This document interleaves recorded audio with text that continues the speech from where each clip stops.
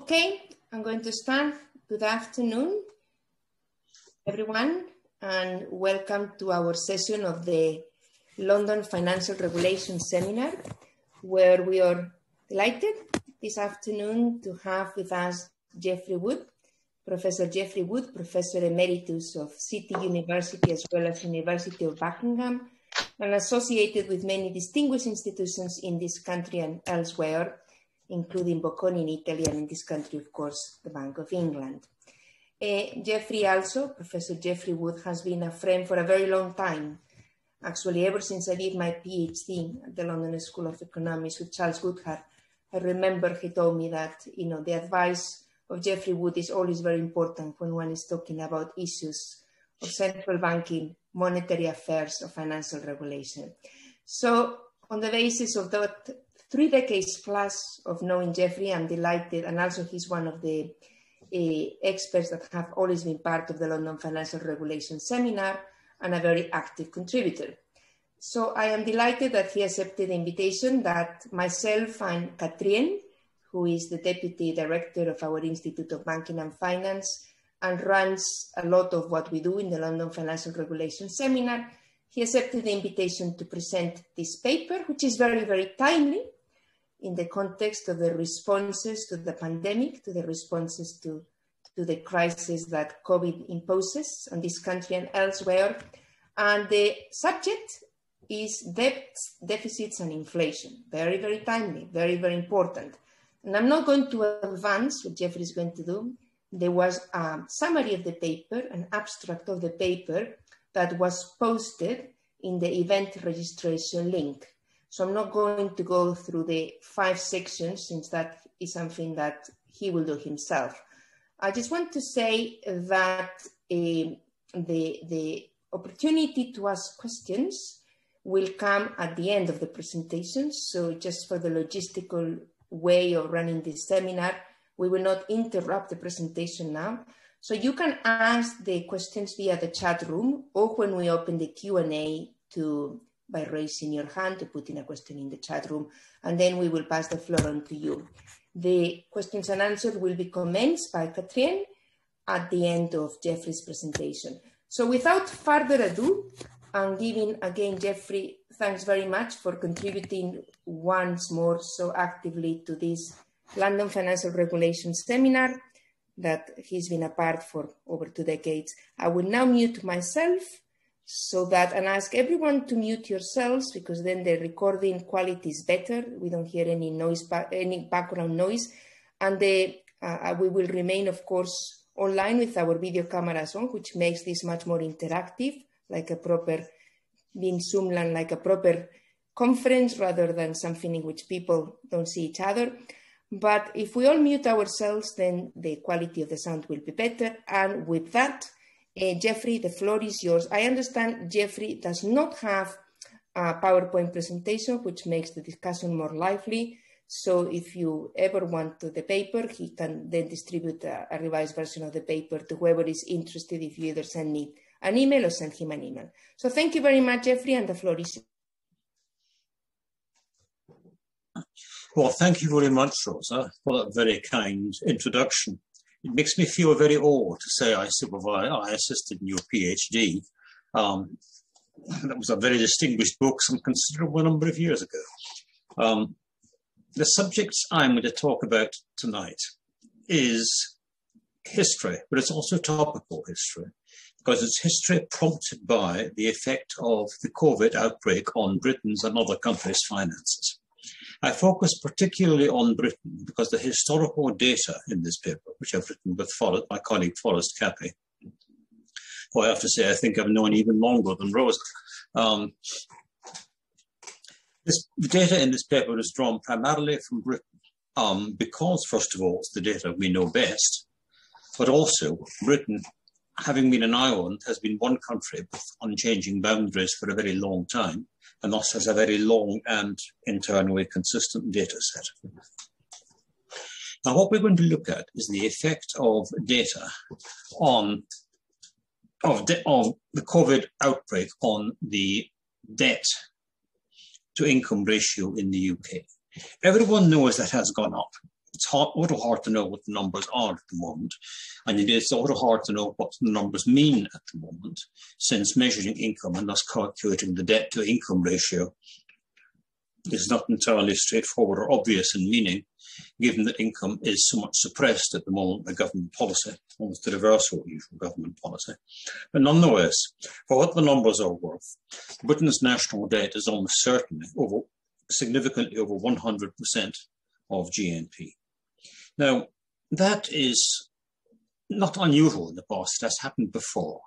And what this paper does really is to ask, first of all, how it has been addressed in the past, why it was addressed that way, and what the problems were, and then conclude very briefly at the end of my remarks with some implications for today.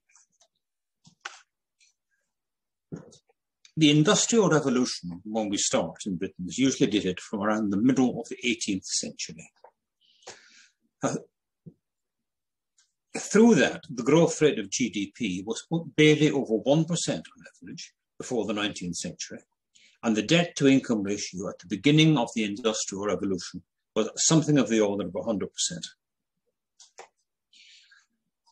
In the period, which is generally, I suppose, from the Industrial Revolution until the second half of the 20th century, a period which historians refer to as a period of modern economic growth,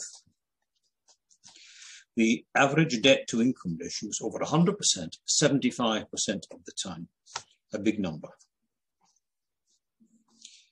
In each of the 165 years of the 217 years between 1748 and 1965, it was over 100% or more, on occasions reaching 250%. Now, this is worth emphasising because it's been a period through which living standards have really been transformed, economic growth has been really very substantial. In that period, that long sweep, there have been three similar but far from identical experiences for Britain. And these were periods when vast, sudden new spending needs arose. All were during and immediately after major wars. The first occasion was the revolutionary, which became the Napoleonic Wars with France. Spending resulted in a debt-to-income ratio reaching more than 200%. There was a similar debt expansion in the First World War and again in the Second World War when spending rose dramatically once more. Debts followed, and the debt-to-income ratio reached a peak of around 250% of GDP in 1947. Now, of course, Britain wasn't unique in these debt ratios. Many other countries in wartime experienced such rapid rises of debt too. But what was unusual in Britain is tax revenue, not just income tax revenue, but tax revenue rose during wars. This was actually quite unusual. But even so, debt had to be relied on to finance the wars. Borrowing was available to Britain, and it had advantages in ways that some other countries hadn't. It had been at war most of the time between the 1680s and the late 18th century. Britain and British governments had built a reputation for probity in peacetime and for the associated servicing of debt acquired in wartime. And when it came to these three major wars, it had no difficulty in borrowing, both domestically and abroad, hence the high debt-to-income ratio. Now, throughout this period, there were really two concerns over the national debt, and these have been concerns which have arisen again now, but they're concerns which were raised by some of the most distinguished economists and indeed mathematicians in history. One was that a large national debt was in some sense a burden on the nation in the future.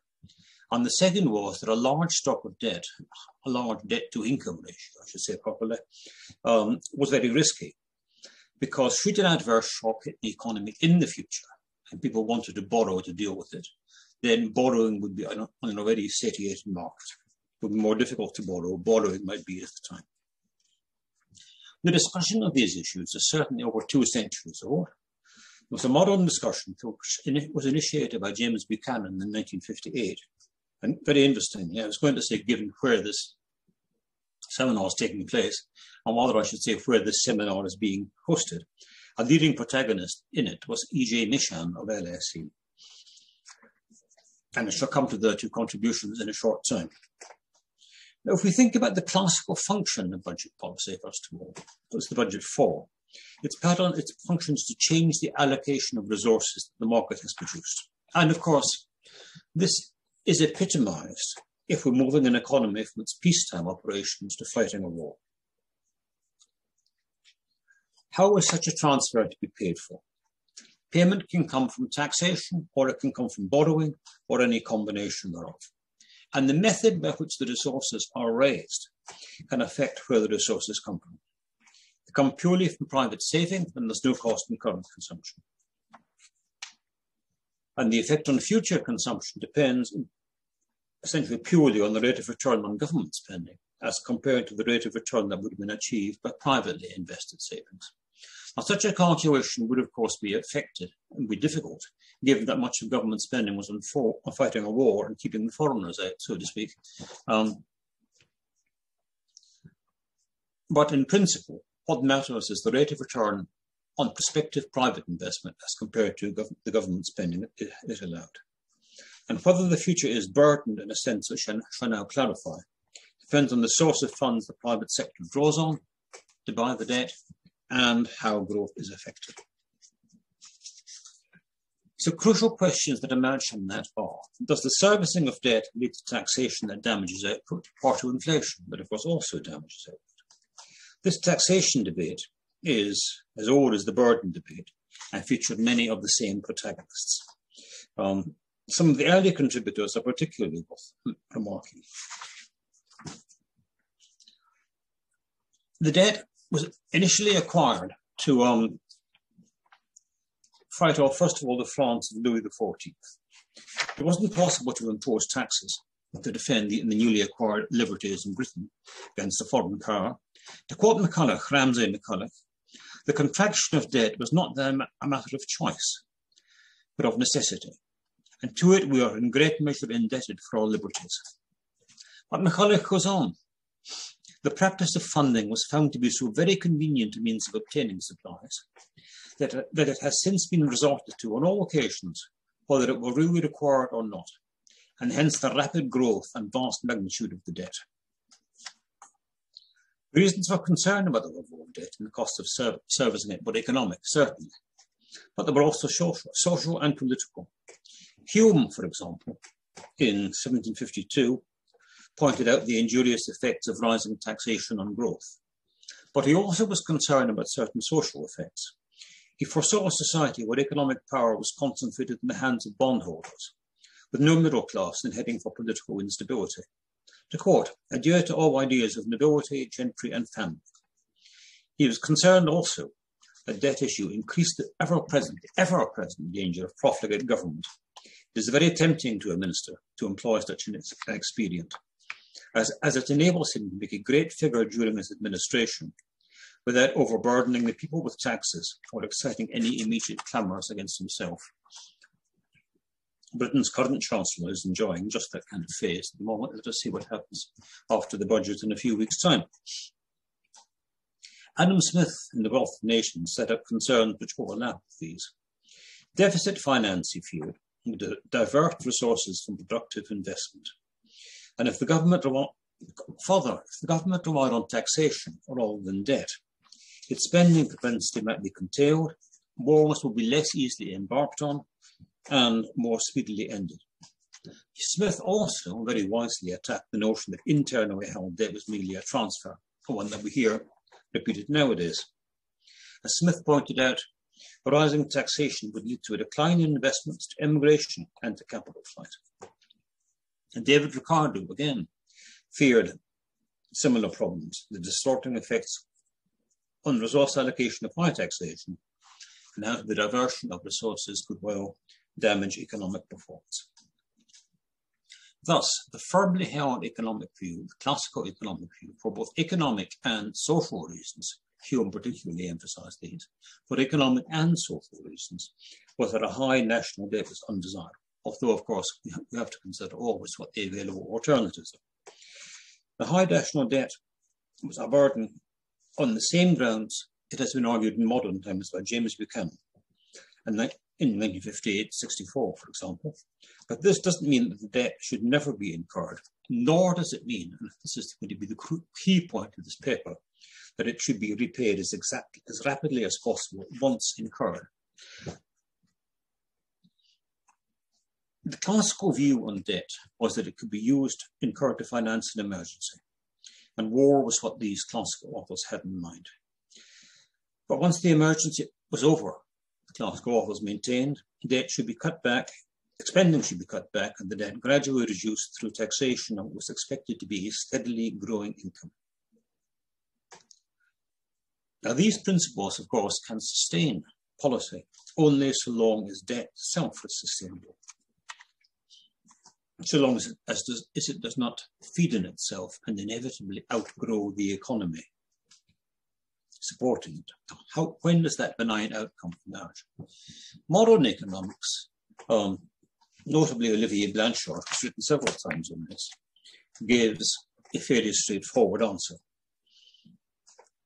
If the debt-to-income ratio is to be sustainable, then the cost of government debt servicing is simply compared to the rate of growth of the economy. If the cost exceeds the economy's growth rate, debt service eats up more and more of income. There is a comparison of I, the rate of interest, with G, the rate of growth. But what rate of interest should actually be used? Should it be the yield on government debt? The problem with that is if we think of the following calculation. The government has borrowed, let us say, 100 million in bonds with a coupon of 3%. Cost of servicing that 100 million is 3 million per annum. That doesn't vary over the life of the bonds. In that case, when the government the next year needs to borrow another 3 million to pay bondholders, and so on and so on and so on. If interest rates have remained unchanged, the answer to that calculation is straightforward. But the cost of borrowing is likely to vary. And notice we'll be talking, if we're calculating the sustainability of the present debt, we're talking about future borrowing. And thus we have to forecast the future course of interest rates. Task which most economists know to be almost impossible. It's not an easy calculation. Further, if the cost is regarded as too high, there's also always the possibility of lowering it by various means. One means is a stock conversion, lowering it to a lower coupon. This was done in the aftermath of the Second World War, when the costs of a particular stock of 2,500 million, equal in size to approximately 25% of the total debt, was issued at a coupon of 5%. Conversion operation was carried out, lowering the coupon to 3.5% and extending the duration of the debt. But this was achieved only because there were particularly favourable circumstances and some incentives given also to the bondholders. Those of you who want to pursue this rather specialised point can find the reference in the paper which I'll send to Rosa, when we've finished the presentation. Now, when we come right up to date, towards the end of the Thatcher era in Britain, when the global economy was still adjusting to the policy measures needed to contain the great inflation of the 70s, it seemed reasonable to assume that interest rates would exceed the economy's growth rate. But the UK and the world generally is no longer in such a situation with high nominal and high real interest rates. This was recently observed by Olivier Blanchard in his AEA presidential address, when he observed not only are today's interest rates low, they are lower than growth rates. He acknowledged the actual existence of something he discussed in an earlier paper in 1991, but he dismissed it as a largely theoretical possibility. He fell back on what he regarded as the general presumption that the interest rate on government debt exceeds the growth rate. He wrote, to quote, "that prevails generally." But it might be that the 1980s and the 1990s were actually an historical aberration, because during the post-war period, the nominal growth rate of the UK economy was actually consistently above the average interest in government debt, certainly until the 1980s. One can also argue that lowering, despite that, one might want to lower the debt stock simply on the insurance grounds in case another shock emerges. But experience with lowering debt stocks by fiscal policy displays the problems. It tends to depress income, and the tax revenue that comes in and the benign effect of the debt is often much smaller than expected. And of course, Again, there can be disincentives to work and to private sector investment. Again, familiar concern of the classical authors. But how could the burden of debt, which we have to admit does present a problem despite these numerous qualifications, how can these be reduced? There were really only two viable ways. One was from economic growth, and the other was from inflating the debt away. Now, one could have wished to add two other options. One was default, but governments at the time certainly would not default. They recognised that it would damage or even destroy future borrowing options. Those of you who are interested in these matters will have observed, may even know, that Alexander Hamilton, when arguing the first US administration after the Revolutionary Wars, should honour pre-Revolutionary War debts, because if they didn't, they might not be able to borrow in the future. So it would destroy future borrowing options. And a fourth option would be to have strict spending rules and further raising of taxes. But certainly after the Napoleonic Wars, the further raising of taxes was out of the question. There were demands for smaller government. After the First World War and the Second World War, there were, of course, pressures for future spending. Let me look first then at the Napoleonic Wars. After them, there were demands for greater probity in the affairs of the state and the return to the gold standard that had been suspended in the early years of the war. As that was aimed for and achieved, inflation was ruled out, leaving only growth alongside modest primary surpluses to eliminate the debt. That was the course that was followed, in fact, after also the First World War. The gold standard was resumed and then abandoned, but again there was no significant inflation. After the Second World War, there were large spending plans of the newly elected Labour government, of course. The possibility for inflation existed because the metallic base for the currency, linked to gold, had not completely vanished, but had certainly been greatly weakened, and there was scope for inflation. And some inflation did indeed emerge. Interestingly, I would note that in these three cases, the rates of economic growth following the peak point in the debt-to-income ratio were actually quite strong. Only in the last of these three did inflation play any part at all in reducing the debt-to-income ratio, and there was an increasingly tax burden to pay for the current expenditure of the state. So approaches to reducing the debt-to-income ratio have differed from episode to episode, but typically the managing the debt overhang has been constrained by the overall policy framework, in particular the money supply regime, and equally important and frequently forgotten in economic discussions, the nature of the state. Now, I've already suggested the importance of the money supply regime. If we have a fractional reserve banking system, the money supply can, of course, change according to the reserve holding behaviour of banks and indeed according to the cash holding behaviour of the general public. But the only source of sustained money supply change is a sustained change in the liquid reserves of the banks, what some countries refer to as the monetary base. The major study of this was Philip Kagan's in 1965 for the United States, which is why I use the term monetary base. Kagan used it throughout. But similar results appear for other countries. What Kagan found was that sustained growth in money depended on growth of the base. Big fluctuations could indeed come from the currency ratio or from the reserve ratio of banks, but sustained growth in the longer term came from the growth of the base. If that was constrained, so was inflation. If the monetary base comprised gold or silver or something similar, or even a bimetallic standard, then the base could grow only to the extent of the supply of metal or metal. And the question, what kept countries in the gold standard, should of course arise. But the same question arises, indeed the underlying questions are the same, as to what keeps countries today to an inflation target.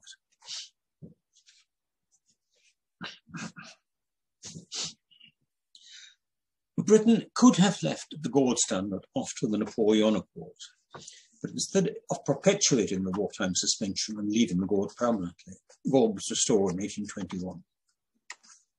that did the same in 1925. Why did Britain stay on gold? Partly there was simply a feeling that being on the gold standard was natural. There was nothing else that could be done.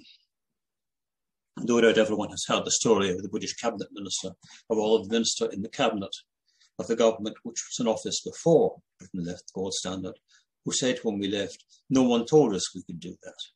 Everyone agrees that was said. It's harder to pin down exactly which cabinet minister said it, possibly said what we had. It's hard to say. But also, it was well established that stable prices were desirable, morally and also good for prosperity and growth. And it was well established that if a country in effect repudiated its debts by debasing the currency, then borrowing would be more difficult in the future, certainly at future times of stress. This was an argument that Montague Norman made, among other arguments, when he urged Britain not only to return to gold after the First World War, but to return to it at the pre-war parity. And it is frequently forgotten, to digress slightly, but when people say Keynes wanted Britain to leave gold, what he actually did wanted Britain to leave the pre-war parity. The argument was really over which parity we should return to gold. In any event, governments were reluctant to use rapid inflation to reduce the debt-to-income ratio. They fear that it would make future borrowing more difficult. Today's monetary framework, including an inflation target, a clear inflation target, provides policy freedom not previously available, but it does not allow an excessive reliance on inflation. And such a credible monetary framework can help to contain future borrowing costs. Now, there are, of course, many other factors that can lead to inflation. Things such as the ability to make mistakes. There are one-off shocks to the price level that can turn through inflation, either through a reluctance temporarily to squeeze the economy, or it might be that which could itself be a mistake, or a conscious, perhaps a well-informed decision about policy. In other words, many things can lead to inflation, but choosing to inflate deliberately as a way to reduce the debt-to-income ratio involves neglect of the future. This is what Pigou referred to in 1920 as a defective telescopic faculty. Accordingly, then, we can say that deliberate inflation to reduce debt is avoided by states that are secure, with a rule of law and a basic level of political stability. In contrast to these, go to the other extreme, kleptocracies, unless they're stupid as well as corrupt, must always have an eye on the exit and are not too worried about the future. Systematic debasement to reduce the burden of debt does not occur in well-ordered societies. In an interview to the Financial Times, April last year, Andrew Bailey made the point very well when he was asked about the possibility that inflation would surge in Britain as a response to the rise in debt. He replied, "Britain is not Venezuela. It's as neat a summary as any of the above arguments." Now there is, however, despite that reiteration of commitment from Andrew Bailey, I see it's snowing again. I was going to say people had better hurry to get home, but of course you don't have to hurry to get home. This is the one advantage really of this form of seminar, which is much less fun than the real thing. But nonetheless, there is the widespread fear that growing deficits in Britain and other countries affected by COVID run the danger to being monetized, producing rapid monetary expansion and widespread and rapid inflation. Though it is true, you can't deny it, that all the very rapid inflations and hyperinflations of the past 200 years have followed ballooning budget deficits. There are many examples in the 20th century when printing technology makes it easy to print money, but there are also examples from earlier times: the American War of Independence, the French Revolution of the 1790s. The extreme cases of hyperinflation come in the 20th century with improved note printing technology. I'm going to find them in Hungary, Russia, Poland, Austria, and Germany after the First World War, and some of us after the Second World War. The general story that's told is that governments seeking finance first raise taxes. But when a limit's reached on that, they then borrow, and in turn, when the cost of borrowing becomes too high, they turn to the printing press. Given that rapid inflation has always appeared in a period of monetary expansion, following or contemporaneous with growing budget deficits and debt. The question arises, what circumstances produced the growing budget deficits or debt? That turns out actually to be quite important, very important. Grave social unrest, actual disorder, provokes large-scale spending by the established authority in an attempt to suppress or placate rebellion. At the same time, division in society results in a sharp fall in revenue. To quote Keynes in 1923, inflation is the form of taxation which the public find hardest to evade, and even the weakest government can enforce, but it can enforce nothing else. But that said, does inflation inevitably follow from the stock of growing a burst of deficits and the accompanying rise in the stock of debt? The answer is most certainly not. Why does inflation follow some, but not other episodes? Historical experience gives guidance here. During the Revolutionary Wars and the Napoleonic Wars, Britain did indeed abandon the gold standard. Deficits grew until they reached almost 250% of national income by the end of these wars. The note issue rose, monetary expansion took place, and there was auto inflation. But Britain had acquired by that time a reputation for servicing debt, acquired in the many wars of the 18th century.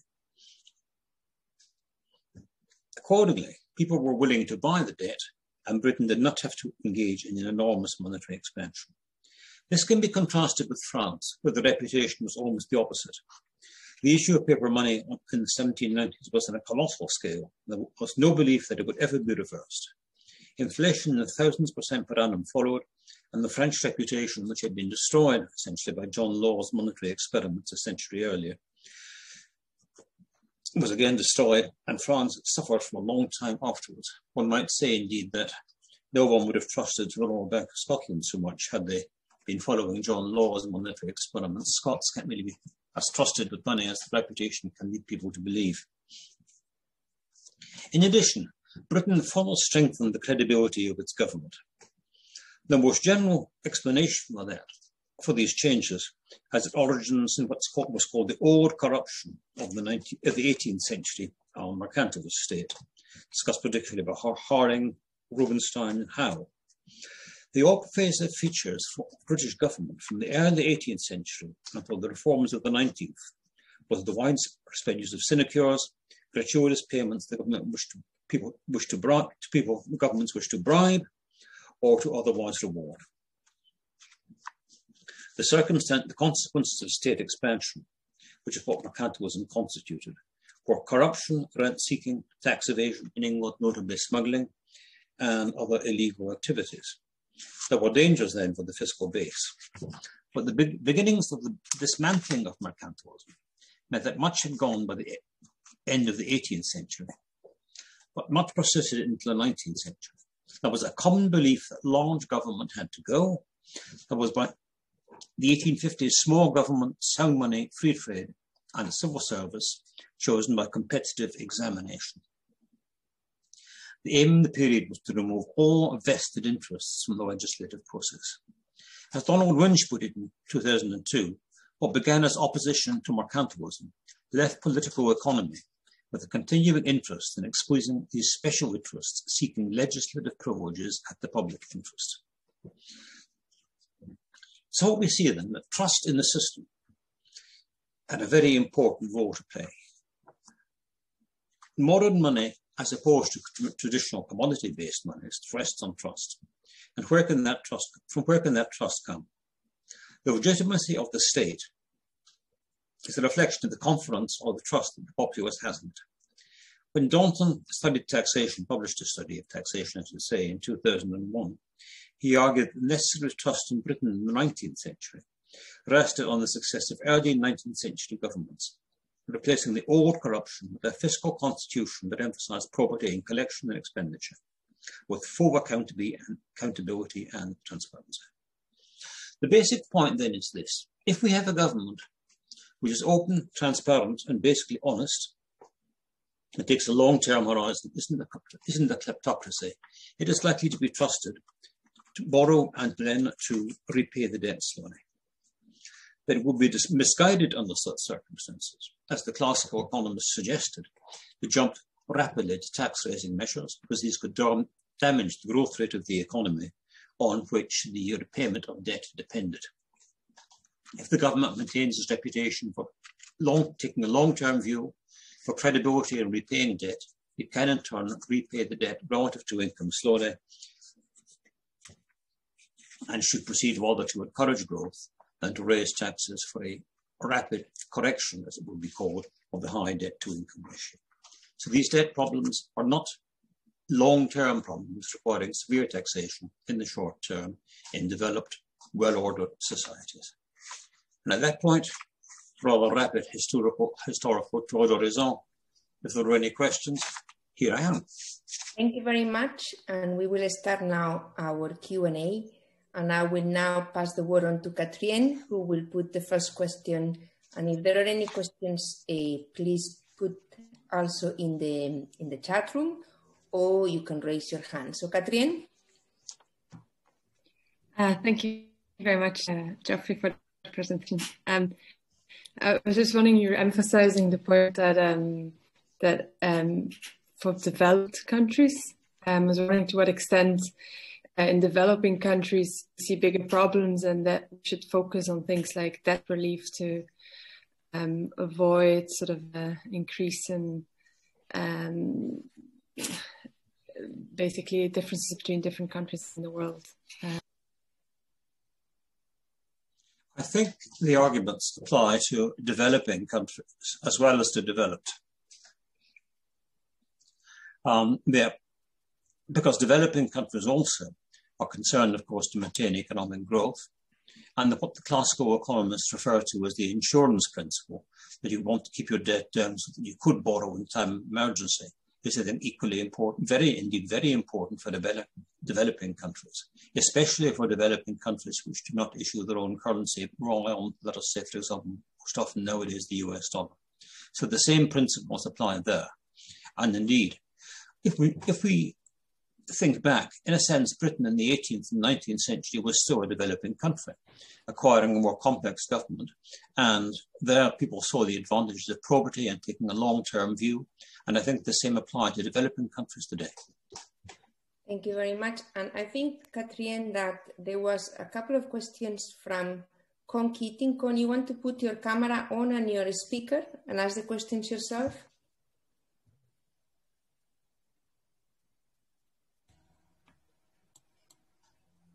Sounds like the answer's no. Can you see me and hear me okay? I can, yes, both. Okay.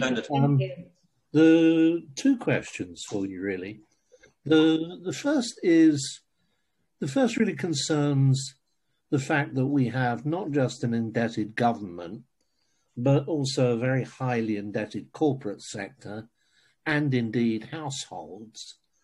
Doesn't that make for a political economy where inflation actually works rather well for governments? That's the first question. The second concerns the hypothesis that Charles Goodhart and his co-author, whose name I can't pronounce, put forward in The Great Demographic Reversal, which was that the effect of the opening of Eastern European and the Chinese labour markets supplied a one-off shock over the 1990s through early noughties, which, along with benign demographics, had a positive effect in keeping inflation down. And we actually now have a situation where those labour markets are fully integrated and probably becoming less so, along with the demographics which are anything but benign with our ageing societies. And Charles sees that resulting almost inevitably in much higher levels of inflation. Now, doesn't that then stymie growth-based or non-inflationary ways of reducing debt? Two questions there. And I'll take them in the order you asked them, Con. First of all, just the situation where the government, both parts of the private sector are indebted, does inflation become more tempting? It becomes more tempting if you're suffering from what Bigot described, you will remember as a defective telescopic faculty. At best, you can get away with it once, but you might not even get away with it once if people were far-sighted. Bond yields would rise, interest rates would rise, and in consequence, there would be no net effect on the stock of debt at all. And inflation perhaps rise faster and faster. It really depends on how far people look ahead and how flexible markets are. Now, if we come next to the possibility that we no longer have a benign environment, it certainly would be an environment in which governments would have to be more determined to contain public spending. They wouldn't get the growth bonus that Charles and his co-author, whose name I shall also balk at pronouncing, that Charles and his co-author described so clearly. The situation won't be so benign for governments, but nonetheless, the problem can be dealt with. Do remember, after all, that it was dealt with in Britain during a period of economic history when the average growth rate was only around 1%. It might be, before we continue, I don't know if Charles Goodhart is in attendance. I don't know I can see him. If he wants to also contribute to, since his book with Manoch, and I don't dare to say that I pronounce it well, Manoch Pradhan, since Charles is in the audience. Charles, is there anything that you want to add here to be what Con and Geoffrey have said? You're on mute, Charles.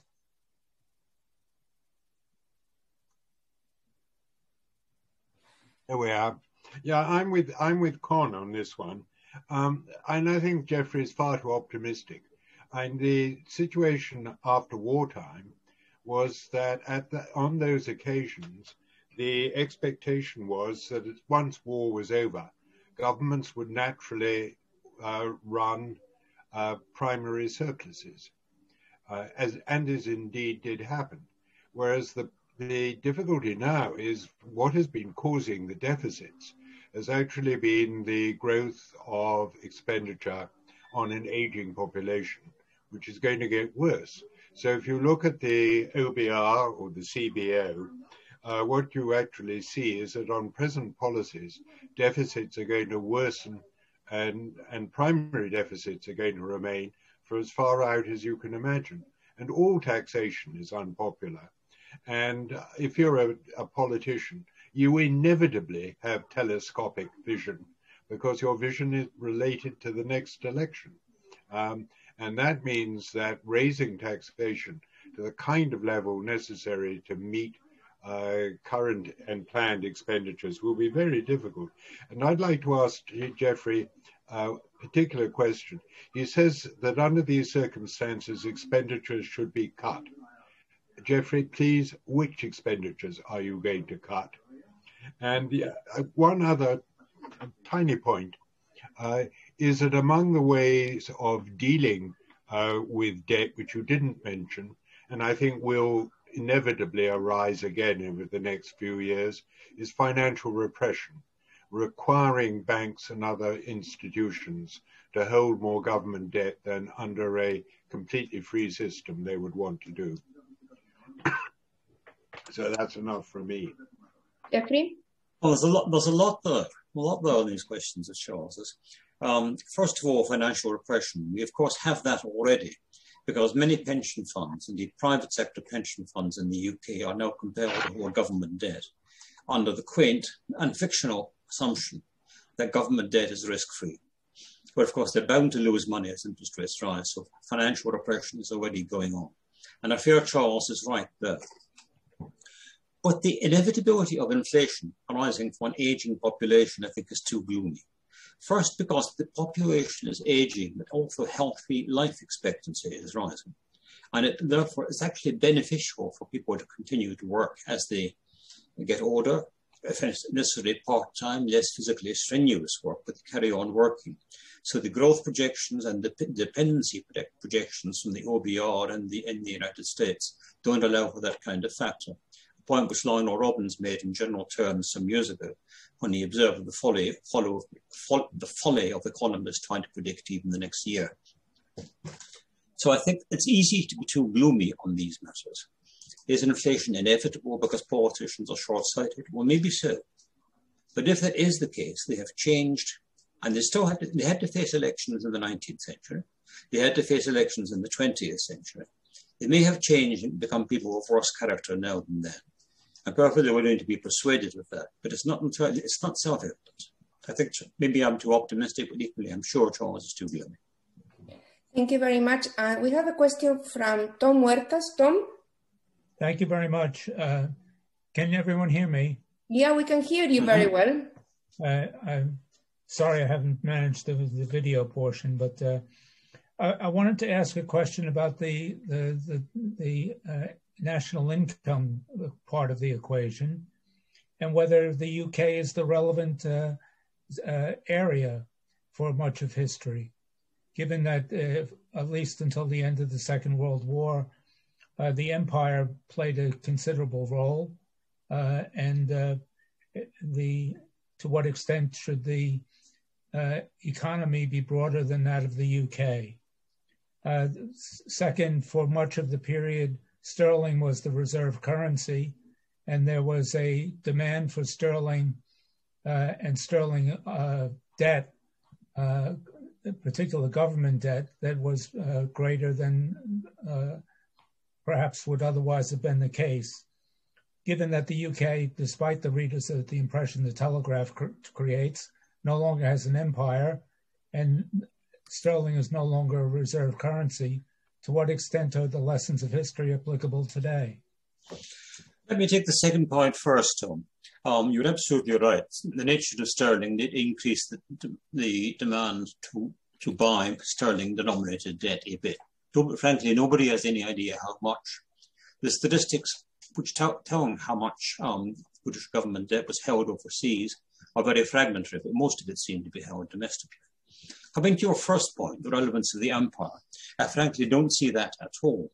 British government debt could not be repaid from income taxes levied on any part of the empire. British government debt was repaid only from taxes levied on Britain.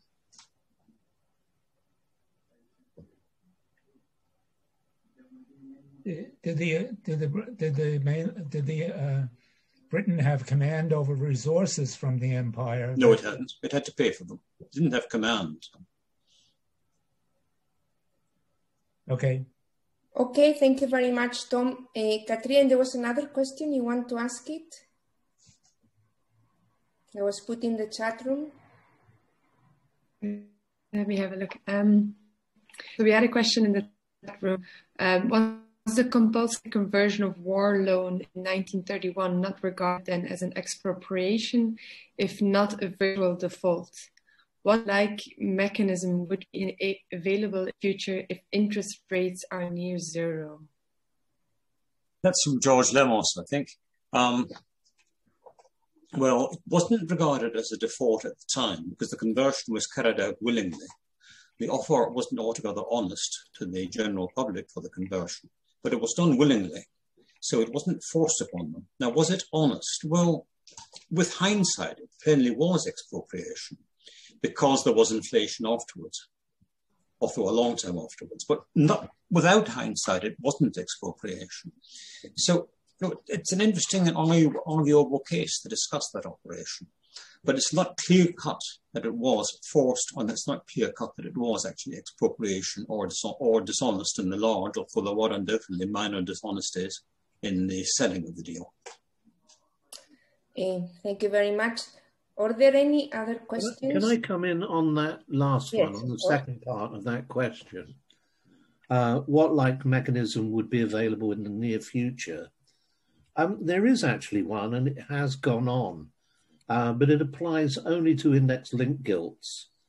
We have seen, or will see in 2030, the calculation of RPI, which of course is the basis for linker calculations, in exactly the same way as CPI is currently calculated, or CPIH, to be more precise.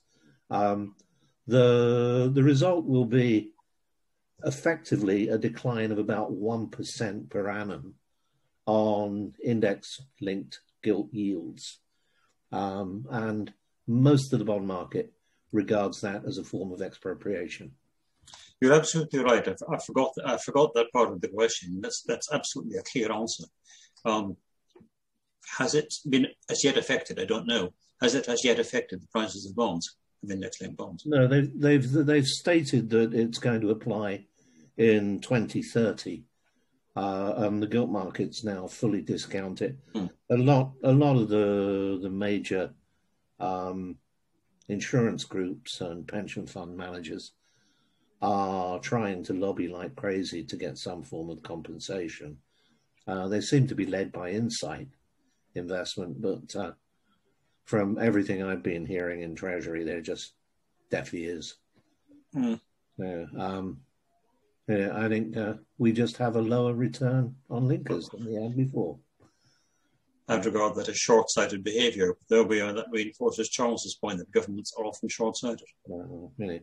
With linkers currently 2 or 2.5% under inflation, no one in their right mind should be buying them anyway. Or holding them. Yeah. Or holding them. Geoffrey, we have another question from John Taylor, who goes not so much on the economics, but credibility. John, the floor is yours. Oh, thank you. Thank you very much, Rosa. Well, my question really goes to something that you said, and that I think all of us would share, that a government needs to be open, transparent, and honest, and therefore maintain its credibility as a key element in your thesis. And I suppose the question that I have is, does it just need to be credible in a sense of, well, it will repay its debts, or does it need to be credible in a broad range of political and other activities? And if it's the latter, are we comfortable that we're in a period of time where, given the current government, whether the degree of credibility would be adequate? Well, that of course takes me beyond this paper. But if we were going to talk about government credibility, I could readily refer you to a paper which Charles has heard, actually. We wrote some years ago for a Central Bank of Norway conference, Central Bank Independence and Small Open Economies. There we showed that central bank independence was more likely to persist and to be more effective in economies which were so constituted as to have high levels of trust within them. Now, do we have a sufficiently high level of trust in Britain today? I think that's an unanswerable question. It could always be higher. We could always be an economy with intimate levels of trust such as Norway, because Norway has the advantage of being significantly smaller. It could be higher, but equally it could be lower. Are we high enough to get away with it this time? I would guess so, but I have no way of knowing. Thank you very much. It's a question from Cliff. Cliff, you want to ask the question yourself, or you want that we read the question?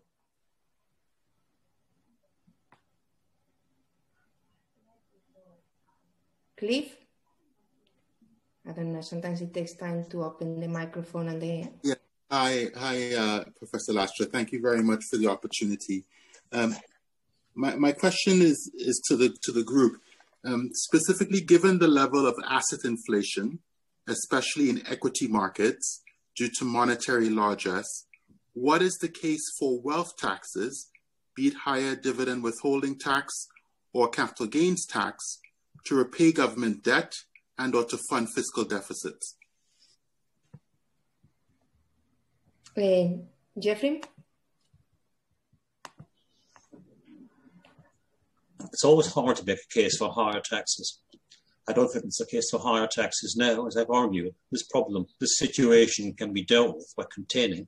Although Charles accused me of wanting us to cut spending.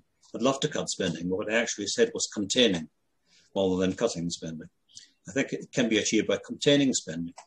If we do that over a long period and are sufficiently credible, John Taylor was right to question that point. We probably are, but we can't be sure until we've tried.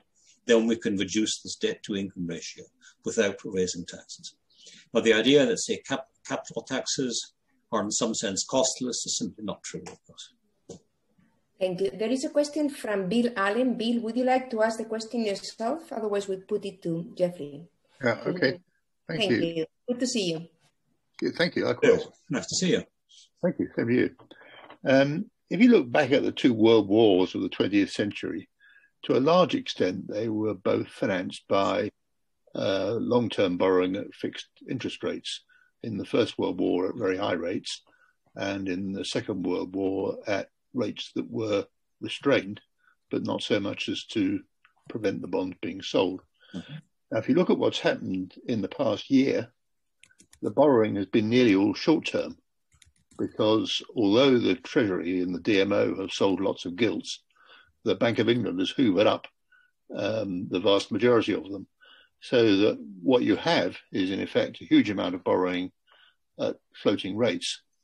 What that means then is that if there is an inflation problem and the Bank of England feels obliged to hike short-term interest rates, then the budget deficit will go up. So that there's a danger of getting into a situation of fiscal dominance. How do you assess that risk, and do you think it's a serious one? I think it's a serious risk you've identified, very clearly. What it means surely is that if there is any hint of inflation, the Bank of England has to act rapidly and with determination so as to reduce expectations of sustained inflation, so the problem does not get bigger and bigger, but is quickly cut off, perhaps with an unpleasant short period of apparently rising deficits, but it would be clearly short and clearly coming to an end. Thank you very much. If there is no other question, we are getting close to 6 o'clock, so if anyone has a question, just quickly put it in the chat or raise your hand. Otherwise, we're about to bring this session to an end. Unless you want to say some closing remark to finish the session, Geoffrey? The only closing remark is that I'll send the latest copy of this paper to you, Rosa, so if anyone wants it, they can ask you for it. Okay, very good. So with that, allow me to thank you very much for what was a fascinating presentation at an important time in which we had to discuss this thing. The pandemic is really putting questions like the interplay between monetary policy and fiscal policy at the forefront of the policy agenda. And this is obviously not only in the UK, thank you very much for your historical reflection, but in the US, in the EU, and as Katrien was saying at the beginning, also with the particular challenges of developing countries. So without further ado, this session is 5 to 6.